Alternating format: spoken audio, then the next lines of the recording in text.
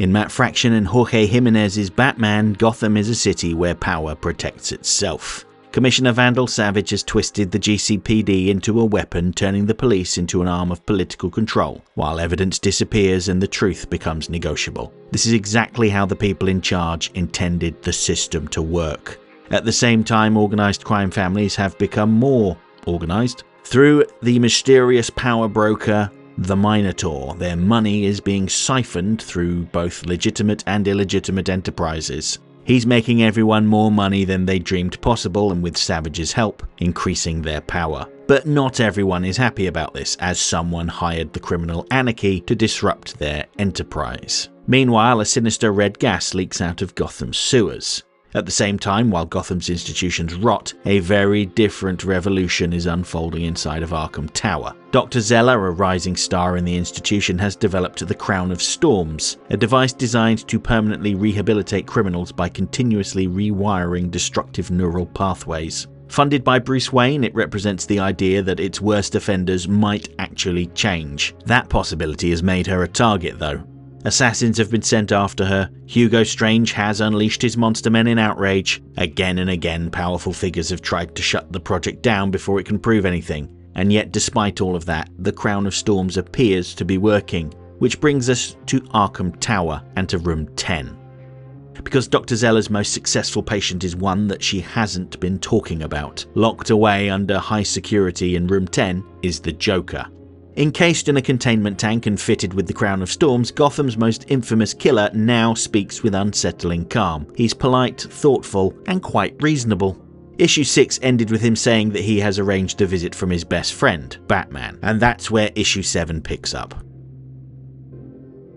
So first things first, if you were looking forward to hearing more about the main plot points, things like the journalist with evidence of Vandal Savage's corruption, who had hired Anarchy, or what Tim Drake had been getting up to now that he's on a break from being Robin, you are out of luck. This issue takes place pretty much entirely within Room 10 in Arkham Tower, and it has a lot of talking.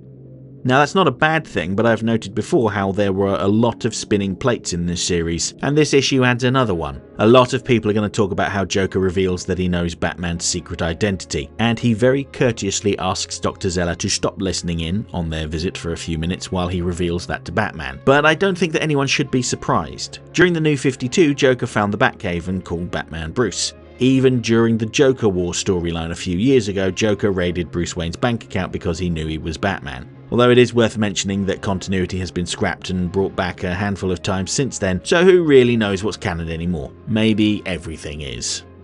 But the thing about the Joker is that he's unstable, his personality shifts and changes over time, and he forgets things, which is quite convenient for the writers. Ultimately though, I don't think he cares all that much about who Batman is. I'm reminded of that scene from the Harley Quinn series where Scarecrow haphazardly unmasked the captured Batman, and Joker was very disappointed to learn that his nemesis was a rich guy with issues. But getting back to the comic, the Crown of Storms regulates Joker's erratic mind and he remembers everything. This is nicely demonstrated in a 4-page gatefold splash panel in the physical book. This is of course completely lost on digital readers, where the size makes the details a little hard to make out. Ahead of release, this had been referred to as the definitive Joker origin, but that's not really what this image shows. Instead, it's a greatest hits montage reflecting Joker's memory. We see things like the laughing fish, the death of Jason Todd, dollar bills with the Joker's face on them in a nice nod towards Tim Burton's first Batman film. And just because the Joker's mind is more regulated, that doesn't mean he's any less brilliant. We're shown how he got his message to Batman via a janitor at Arkham. The man had formerly been a police officer until Joker disfigured him with acid. The man got a job at Arkham, potentially to get himself access to the Joker in order to get revenge, but when he enters Room 10 he finds the Joker is actually quite amiable. So he contacts Harvey Bullock, now a private investigator, and asks him to get a message to Batman. It's funny that Batman figured that Joker had got to someone on the staff, presumably through blackmail or manipulation, but all he did was be kind to the man. I feel like there's a lesson there. Now, it's also worth mentioning that Dr. Zeller is not keen on the idea of Batman visiting. Joker is at a crucial point in his treatment and his mind is so chaotic that he is burning through crowns of storms. Given that this is supposed to be a permanent form of treatment, like a pacemaker, they'll need to iron that out. There's something quite interesting about Batman's skepticism here though. Given that he's pouring the money into Zeller's research, he wants to believe that the Crown of Storms can help people, clearly, but he just can't accept the idea that it could help the Joker. Surely this has got to be some sort of trick. The staff at Arkham Tower seem to be prepared for that possibility though, as security measures are incredibly high. Visitors must stick to a predetermined green path without any shoes on, because anyone that deviates from the path will be shocked and knocked unconscious. Everything seems to be above board, and I think that the fact that the treatment works with someone as extreme as the Joker is a positive sign.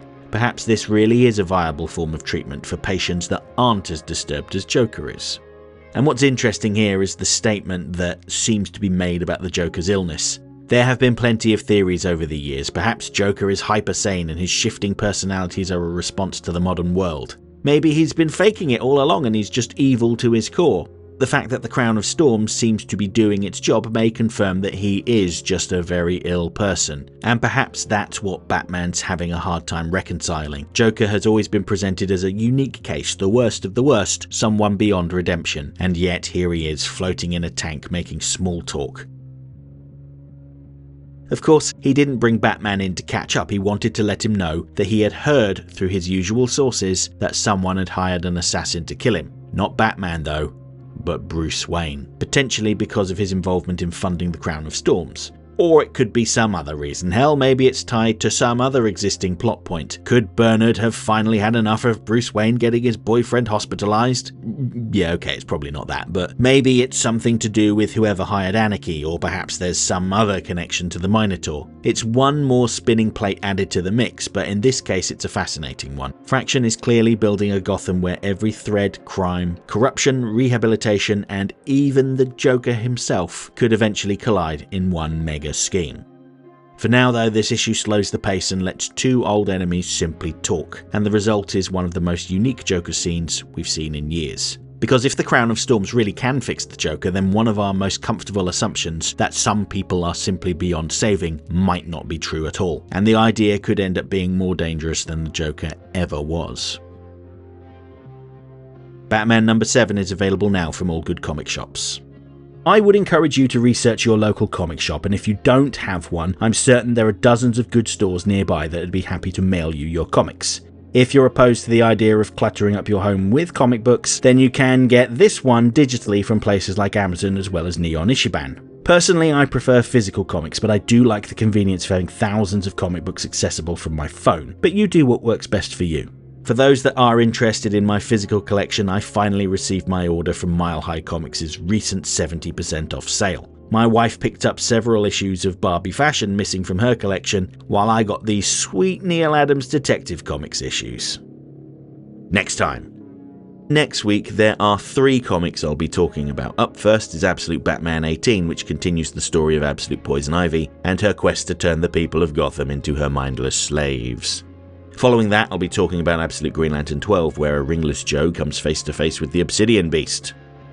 And finally, I want to talk about Bleeding Hearts number 2 from Dennis Camp, the writer of Absolute Martian Manhunter. This is a story of a zombie named Poke, who discovers that his heart has started beating again, and he wonders if being a flesh-eating, shambling corpse is really the best use of his time.